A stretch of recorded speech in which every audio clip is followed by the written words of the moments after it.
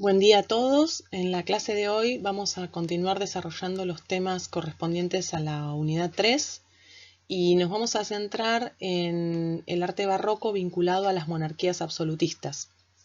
Vamos a intentar definir, ubicarnos un poco en el marco de esta diversidad que nos dicen distintos autores caracteriza al barroco. Rupert Martin nos dice, bueno, el arte barroco es asombrosamente diverso, en tanto está relacionado con distintas instituciones políticas y sociales, en tanto está relacionado con distintas creencias religiosas y en tanto tiene distintos anclajes territoriales. Y lo que vamos a trabajar hoy es precisamente lo que denominamos el arte real o de la monarquía absoluta. Vamos a trabajar el problema de la producción artística ligada a esta nueva forma estatal, que es esta nueva forma política que es el Estado absolutista. Y vamos a elegir como anclaje territorial dos reinos, el reino de Francia y el reino de España, aunque podríamos haber elegido otros anclajes territoriales. Francia, desarrollando en este tiempo del reinado de Luis XIII y de Luis XIV, fundamentalmente un modelo de Estado absolutista triunfante y dominante en un proceso de expansión económica y política muy importante, y España en un contexto que, si bien asume la forma del Estado absolutista, como vimos en clases anteriores, va a estar atravesando un momento de crisis, de enfrentamientos y de guerras muy importantes, tanto al interior del reino como al exterior del reino. Vamos a pensar entonces en principio a qué nos referimos con monarquías absolutas, ¿sí? Hay distintos estudios sobre esta problemática y en realidad a partir del siglo XVI el proceso de centralización de los estados va a derivar a que en muchos territorios europeos, Francia y España, pero también, por ejemplo, Inglaterra, se va a desarrollar este formato de la monarquía absoluta. ¿Y qué es una monarquía absoluta? Es una unidad política en la cual el rey concentra las prerrogativas que le son otorgadas por derecho divino y que incluyen desde la constitución y el liderazgo en torno a un ejército hasta la facultad de intervenir en cuestiones de justicia, de dictar justicia. El rey va a ser capaz de cobrar impuestos, ¿sí? Y en este sentido lo que se produce es la acentuación de un proceso de centralización que va a implicar la transformación de esa estructura política que era fragmentaria y que tenía como depositarios de poder a los señores feudales en pos de un fenómeno de concentración que va a dar lugar a la constitución de un poder centralizado enmarcado en el Estado, ¿sí? Que va a tener un ejército propio, una burocracia propia, un sistema legal unificado propio y también va a comenzar a sentar las bases para la constitución de un mercado unificado. Es decir, que se van a ir desarrollando las condiciones para el funcionamiento de una economía capitalista de la mano del proceso de concentración del poder en el Estado, que va a estar, en el caso del Estado absolutista, personificado en la figura del rey, que concentra estas prerrogativas por derecho divino. Ahora bien, este proceso va a dar lugar a una serie de transformaciones que tienen que ver con el reacomodamiento de los estamentos de la sociedad medieval en función de estos cambios políticos y económicos.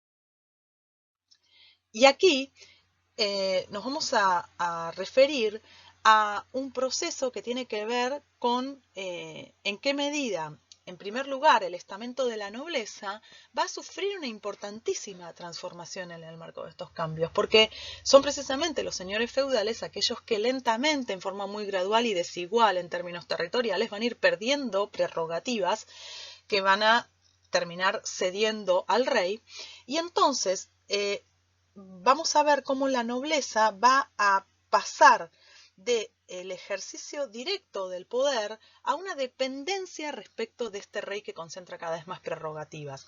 La fuente, digamos, del poder va a pasar a ser ante todo el rey, y los nobles van a depender del favor real.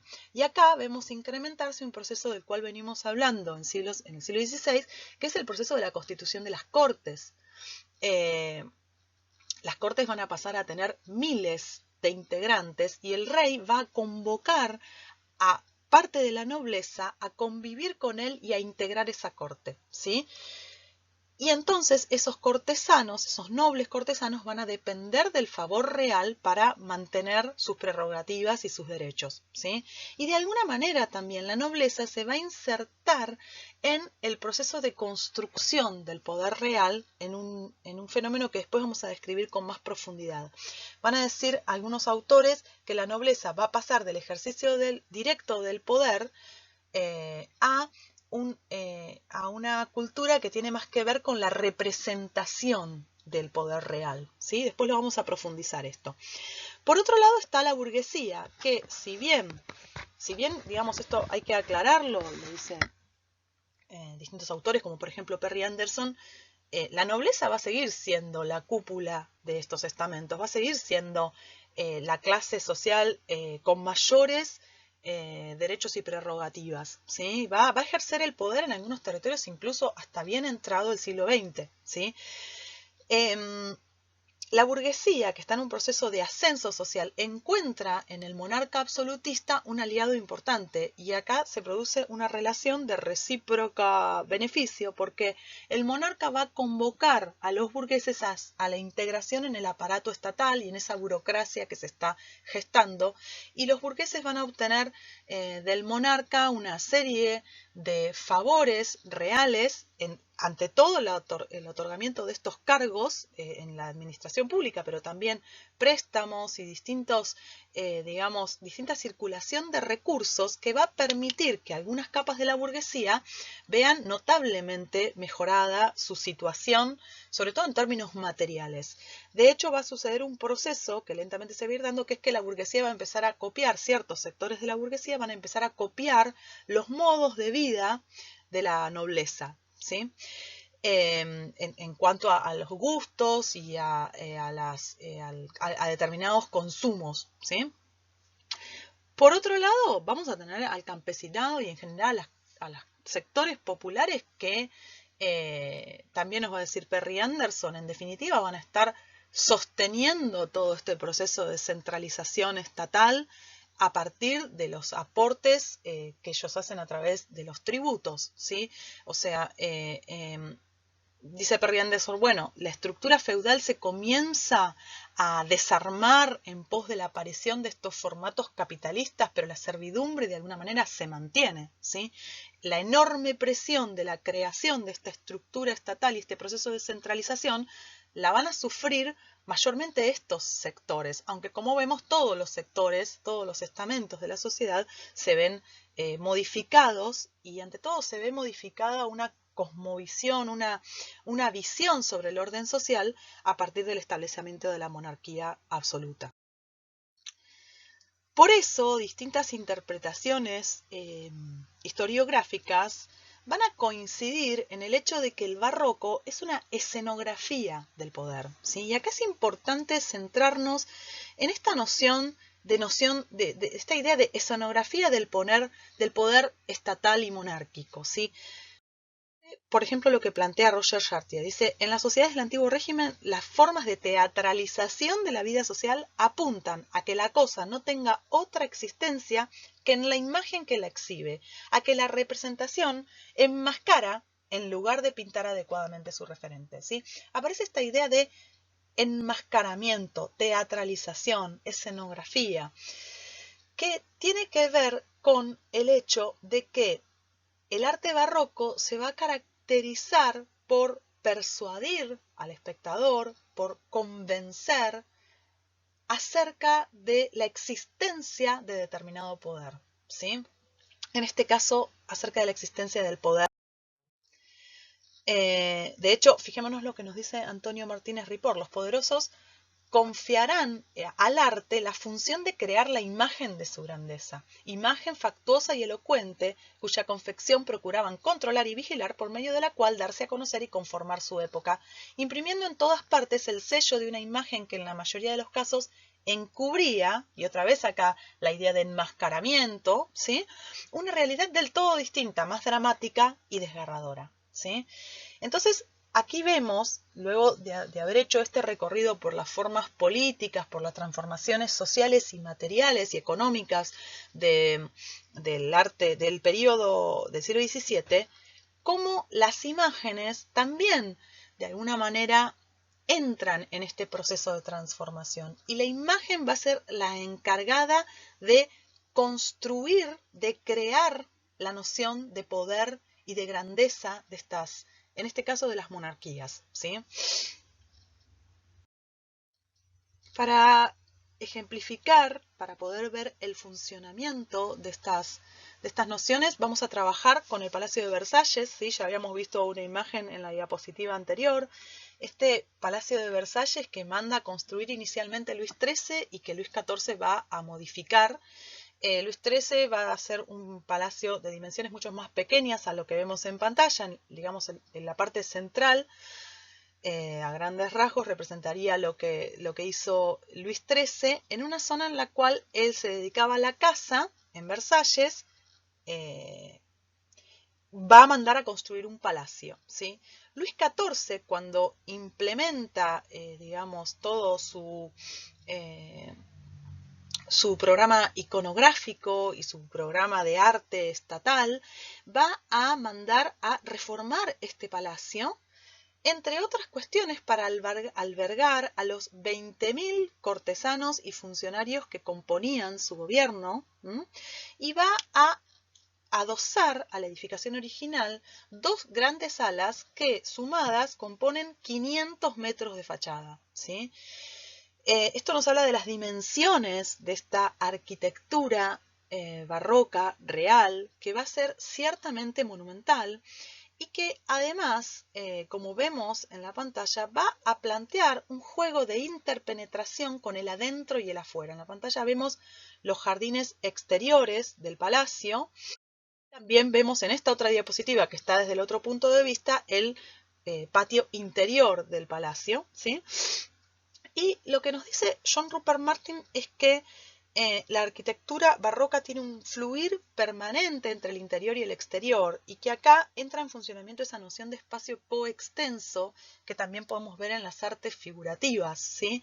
El arte barroco se caracteriza por incluir, por generar un intercambio, ¿sí?, fluido entre el espacio, digamos, del espectador y el espacio de la obra, y en la arquitectura esto se nota en un fluir constante entre el interior y el exterior, ¿sí? Y esto lo vemos en la forma de la planta de este edificio, y también lo vemos en las características de la ornamentación elegida sobre todo en la fachada que se dirige hacia los jardines.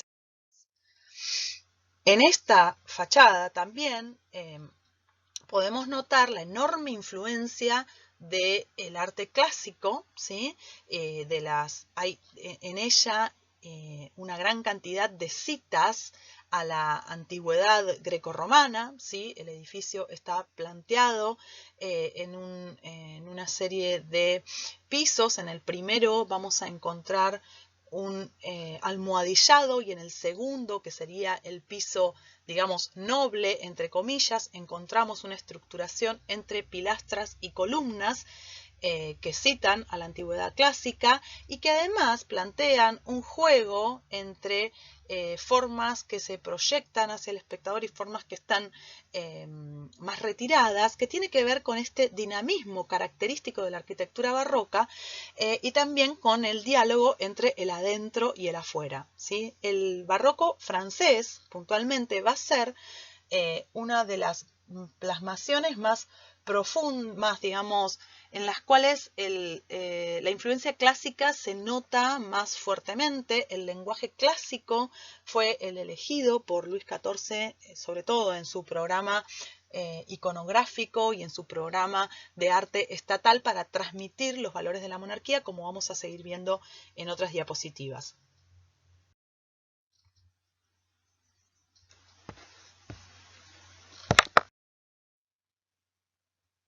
Bien, si nosotros pasamos al interior del Palacio de Versalles, nos vamos a encontrar con todo un trabajo de decoración y de articulación arquitectónica en general, que va a tener también que ver con la representación de este poder del rey. Y lo que vamos a observar es, por ejemplo, en la Galería de los Espejos, ¿sí? Que es un espacio que está justamente entre estas dos grandes salas que mandó a construir Luis XIV, aquellas que conformaban esos 500 metros de fachada. Es una galería que tiene una dimensión longitudinal de más de 70 metros, que estaba destinada a recibir a las comitivas reales, a las comitivas que venían a tratar asuntos de Estado al palacio, y que en ambos extremos tenía los aposentos del rey y de la reina. La Galería de los Espejos nos sirve como ejemplo para ver distintas dimensiones del arte barroco. Por un lado, su decoración va a estar a cargo del director de la Academia de Artes que había mandado justamente fundar el Estado francés en este periodo, y que después vamos a profundizar sobre ese aspecto. Y esta decoración se caracteriza por fusionar la arquitectura, la pintura y la escultura en un producto global, en lo que se ha dado en llamar la obra de arte total, ¿sí? Que es algo muy característico del arte barroco, ¿sí? Lo que vemos en la bóveda de cañón corrido son una serie de pinturas que evocan las victorias de Luis XIV, y también tenemos una serie escultórica que está articulada con la arquitectura, ¿sí? Y por otro lado, también podemos recorrer el espacio pensando en algunas de las características que nos planteó John Rupert Martin. Por ejemplo, la problemática del espacio coextenso de la cual veníamos hablando, ¿no? Hay una interpenetración entre el adentro y el afuera que se ve materializada en el ingreso de esta luz que entra al interior del palacio y que viene del exterior. También la noción del espacio infinito que tenemos y que se acentúa, se hace muy palpable con el efecto que producen los espejos. Toda la habitación, todo el recinto va a articular sus efectos para generar una imagen para apelar a los sentidos del espectador y generar un proceso de compromiso, a un acto de persuasión, ¿sí? Es tan monumental y también las representaciones son tan naturalistas, la articulación de las distintas disciplinas de la escultura, de la pintura y de la arquitectura es tan profunda e interpenetrada que apela profundamente a los sentimientos de ese espectador, que es el destinatario de esta representación del poder real, en este caso de Luis XIV. Por otro lado, podemos también analizar los jardines del palacio, ¿sí? Estos jardines que tienen un orden racional, que tienen una fuerte intervención sobre la naturaleza en una clave de orden, ¿sí?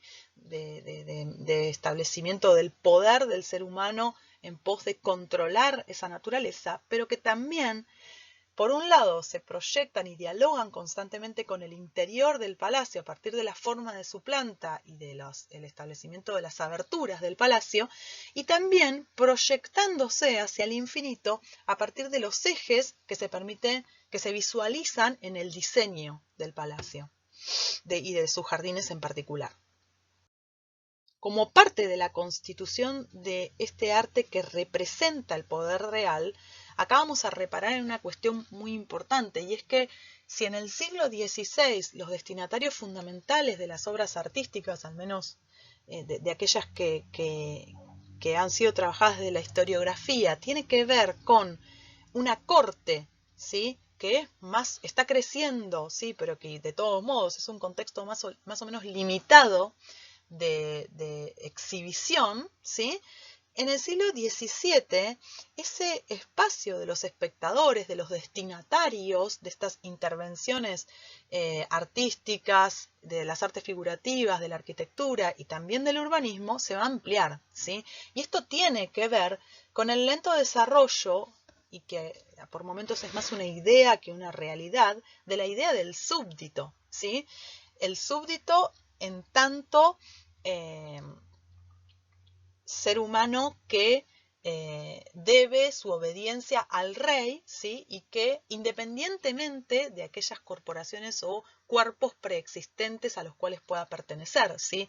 La sociedad del siglo XVII todavía tiene muy presentes las estructuras de poder medieval, ¿sí? Lentamente esas estructuras se van disgregando para ir de alguna manera constituyendo el nuevo poder del rey, que en términos ideales sería la única figura que concentra el poder frente al resto de los súbditos que no tendrían las prerrogativas que tiene el rey, ¿sí? Entonces acá aparece esta noción de súbdito que, insisto, es bastante un ideal de la época. Y esta noción de súbdito también está asociada a la ampliación de un público, ¿sí? A la idea de que los destinatarios de este mensaje del poder real no son solamente los miembros de la corte, sino que es por lo menos el transeúnte de la ciudad, ¿sí? Como lo vemos en esta imagen, ¿sí?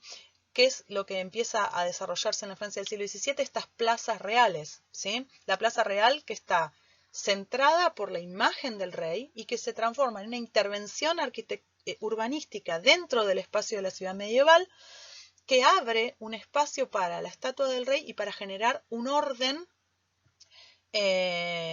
que plantea justamente las nuevas jerarquías políticas planteadas a partir del sistema absolutista. Hay que aclarar también que en realidad las transformaciones urbanísticas en el siglo XVII fueron en buena medida una intención y no siempre pudieron desarrollarse más allá de estas plazas reales porque no fue siempre posible sortear los obstáculos que planteaba la ciudad medieval con sus murallas, y también porque en rigor todavía la ciudad medieval está atravesada por las estructuras de poder preexistente, por el poder de las corporaciones, por el poder de ciertos nobles que todavía conservan ciertas prerrogativas. Entonces acá tenemos un proceso de gradualidad que es importante distinguir, ¿sí? También dentro de esta cuestión de los destinatarios de estas producciones artísticas que representan el poder, vamos a tener una serie de obras monumentales, y vamos a trabajar solamente con esta Puerta de Saint-Denis, que también la manda a hacer Luis XIV y que está ubicada en la ciudad de París, pensada también como la capital de este reino. Esto es importante también, estas capitales que van a representar y concentrar el poder de los estados. Acá en la Puerta de Saint-Denis también vemos claramente, como veíamos en el Palacio de Versalles en su fachada, una apropiación de este arte antiguo, ¿sí? De hecho, la puerta imita el arco de Tito en la Roma antigua, y tiene una serie de representaciones que tienen que ver con la glorificación de las victorias que había tenido Luis XIV, tanto en el Rin como en la zona del Franco Condado. Y tenemos que pensar en dónde está ubicada esta puerta, en plena ciudad, representando la gloria del rey y aludiendo a este lenguaje de la antigüedad clásica. Para completar esta noción de la relación entre las artes y el Estado personificado en la figura del rey, vamos a trabajar con una última noción, que es la noción del gran gusto, ¿sí? Y es que en el siglo XVII, y particularmente en Francia, o con más peso, con más pregnancia en Francia, se va a configurar lo que se va a llamar un arte de Estado, ¿sí? Ante todo tenemos un proceso de institucionalización. Van a crearse las academias de pintura y escultura, de danza, de música, de arquitectura. Las academias como espacios en los cuales se difunde y se transmiten las determinaciones estéticas, los gustos que se fomentan desde el Estado, ¿sí?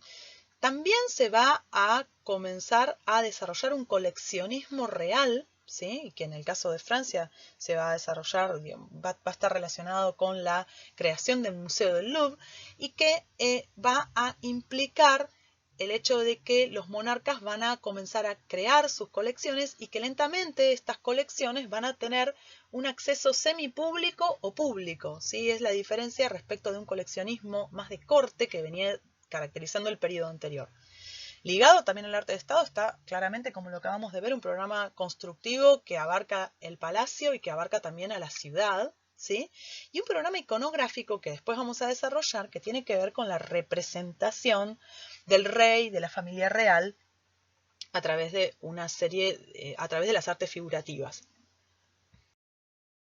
De hecho, no hay tal vez tantos estudios sobre el tema, pero vamos a traer acá una cita de Philippe Poirier que va a plantear que justamente en este siglo XVII se da el origen de la intervención estatal en los dominios culturales y es un proceso por el cual el Estado va a captar las disciplinas artísticas que gobiernan la producción cultural y va a imponer sobre ellas la lógica del mecenazgo y de la centralización cultural. Nos dice el autor, la intervención del Estado moderno en los dominios artísticos y culturales se desarrolla, por un lado, a través del movimiento académico, es decir, de la creación de estas instituciones, de las academias de las que veníamos hablando, pero también a través del mecenazgo real, que va a empezar a distinguirse de los príncipes, ¿sí? Y que va a empezar a asumir un formato específico que tiene que ver con que ese mecenazgo se va a volver público, como veníamos describiendo. Y en otro plano, también la censura, que era una prerrogativa de la Iglesia fundamentalmente, va a pasar a formar parte de la égida del Estado. Es decir, que una de las herencias de este antiguo régimen, ¿sí? Y de este desarrollo fundamentalmente en los reinados de Luis XIII y de Luis XIV, van a ser dos. Por un lado, la lógica del mecenazgo y la de la centralización cultural, como veníamos planteando. Vemos, por ejemplo, en pantalla una imagen del coleccionismo en el periodo barroco y de uno de los salones que desde las últimas décadas del siglo XVII comienzan a desarrollarse desde las academias. Este salón de París que se hacía en el Louvre va a ser en primera instancia semipúblico y luego va a ser abiertamente público. En él se va a mostrar la producción artística contemporánea, ¿sí? Y se va a mostrar no solamente para la corte, sino para un público que cada vez es más amplio. Para finalizar, vamos a analizar una serie de retratos, ¿sí? Como decíamos, las artes figurativas en este barroco real van a estar centradas en el despliegue de un programa iconográfico que tiene que ver con la representación del poder del rey y que, bueno, nos dice Rupert Martin en esta Francia triunfante, en esta Francia de la monarquía absoluta triunfante, va a ser aún más pomposa, va a ser aún más persuasiva y más impactante el despliegue de este programa iconográfico que lo es en España. Pero de todos modos vamos a hacer un recorrido por algunos retratos franceses y españoles. Primero vamos a empezar por estos retratos de los reyes, ¿sí? Un retrato de Luis XIV, de Rigaud, y un retrato de Felipe IV, de Velázquez, que ante todo lo que nos muestran es el rey rodeado de sus atributos de poder. Y acá vemos a Luis XIV con su corona, con su bastón de mando, con su espada, ¿sí? Y en el caso de Felipe IV vamos a ver un elemento que es la mesa, ¿sí? Y esto nos remite al sentido alegórico del cual nos venía hablando John Rupert Martin. La mesa es una representación de la facultad, entre otras cosas, de la facultad de ejercer justicia del rey. Y está representado a través de un objeto que en primer término, en primera instancia, remite a un objeto de la vida cotidiana como es la mesa, pero que tiene el sentido alegórico de traer a colación una de las facultades y una de las prerrogativas reales, que en las imágenes o vemos representadas a través de objetos concretos como la corona, ¿sí? O la espada, que alude a la acción militar del rey, o que vemos representado alegóricamente a través de la mesa, trayendo a colación su facultad de justicia. Por otro lado, en ambos retratos nosotros podemos ver esta cuestión del naturalismo, ¿sí? Su capacidad, la capacidad de los artistas de representar tanto el espacio arquitectónico como a los personajes de un modo asombrosamente fiel a la realidad, o al menos persuasivo, en el sentido de que parece representar la realidad, ¿sí? Copia o representa las telas, los cuerpos, las pieles, las superficies de las paredes y del suelo, del piso, de una manera que parece casi fotográfica y que está, valga el anacronismo, utilizando las técnicas para lograr una mímesis que parece absoluta. Sin embargo, acá también tenemos en funcionamiento otra problemática, que es que en la representación del rey, la representación del rey y de la familia real era un asunto de Estado, nos dicen Checa y Morán. Y de hecho van a existir retratistas reales, y había una tensión permanente entre la copia fiel del original, ¿sí? de esos personajes reales representados, y la idea de belleza. Se creía que la belleza era una propiedad, ¿sí? una característica de los reyes, y entonces van a existir no pocas transformaciones e intervenciones para adecuarse a esa idea de belleza y sostener al mismo tiempo un naturalismo. Por otro lado, las obras están trabajando ambas con una noción de espacio coextenso, que sobre todo se observa en el retrato de Felipe IV, cuya figura está prácticamente casi en el límite de la superficie pictórica, y que observamos también en las telas que están acompañando el retrato de Luis XIV. Vemos también un tratamiento de la luz que, si bien tiene un tratamiento naturalista, va a estar asumiendo una función simbólica al concentrarse en las figuras de ambos reyes, ¿sí? Y ante todo lo que tenemos son obras que apelan al compromiso del espectador, a la sensación, a las sensaciones y a los sentimientos a partir del uso del color, del tratamiento de las superficies. Y aquí tenemos que pensar también en las funciones que cumplían estas imágenes, que en el caso de los reyes, en algunos casos sustituían la presencia real del rey. La imagen sustituía esa presencia para ciertos actos, y esto va a ser algo que va a ser muy importante en los territorios coloniales, ¿sí? No solamente hay representaciones del rey, de los reyes, sino también representaciones de la familia real, ¿sí? En este caso tenemos un cuadro que es emblemático también del barroco español, que es son las Meninas de Velázquez, en el que tenemos representado, como podemos ver en la pantalla en este momento, justamente a la infanta Margarita en el acto de ser representada por Diego Velázquez, y la vemos acompañada de los sirvientes que la acompañaban y que la preparaban para la realización de ese retrato. En este cuadro también ver las características del estilo barroco puestas en su máxima, digamos, expresión, tal vez. Podemos ver la noción del espacio coextenso en este marco del cuadro que parece estar por sobre los espectadores, y ante todo en ese espejo que detrás refleja a los reyes, que estarían teóricamente en el espacio en el que estamos los espectadores. También tenemos un tratamiento a la vez naturalista y simbólico de la luz. Evidentemente tenemos un marcado naturalismo en la representación de los cuerpos y de los espacios.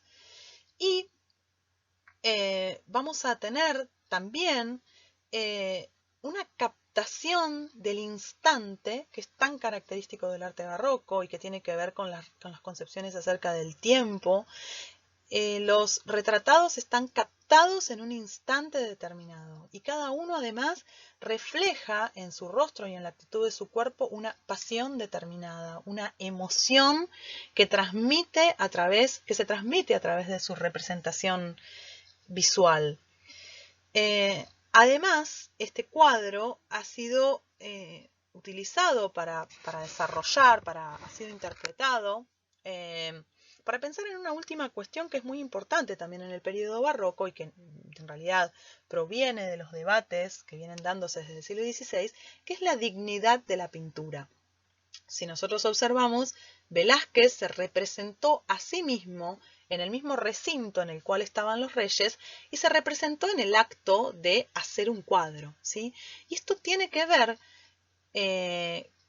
con los debates que se estaban, digamos que con el proceso por el cual las artes figurativas y también la arquitectura van a ir sufriendo una transformación y van a desarrollar los artistas una lucha, una serie de esfuerzos que tienen que ver con que se reconozca la dignidad de su producción y que se comience a pensar a las artes no tanto como una acción manual, ¿sí? En esta distinción típica del pensamiento medieval, sino como un arte liberal. Y acá Jonathan Brown, que es un investigador que hizo un trabajo muy importante sobre el significado de las meninas, nos va a decir que es, el cuadro representa todo un alegato sobre la dignidad de la pintura. De hecho, podemos notar que Velázquez se pinta a sí mismo no plasmando pigmentos en el cuadro, sino en una actitud pensativa, reflexiva, que tiene que ver con pensar, con sostener y destacar que en la pintura no hay solamente un gesto manual, sino que también hay un gesto racional de pensamiento, de organización, de composición, de análisis, ¿sí? Es decir, que el cuadro nos sirve también para traer a colación esta problemática del debate acerca de la dignidad de las artes, que además está relacionada con el proceso del mecenazgo real y con la injerencia del Estado cada vez más en esta esfera de las artes, ¿sí? También nos va a decir Jonathan Brown que esta pintura en particular, y eso es una interpretación más, digamos, propia de su trabajo sobre las meninas, Velázquez también está representando su propia dignidad personal, en tanto él se representa en el mismo espacio que están los reyes y a partir del análisis de la propia trayectoria del pintor, en tanto pintor de la corte, y sus propios esfuerzos para lograr el reconocimiento de su ingreso en la Orden de Santiago. Bien, con este análisis de las meninas cerramos el trabajo sobre el barroco real y vamos a continuar en el siguiente bloque analizando otra de las problemáticas ligadas al arte barroco.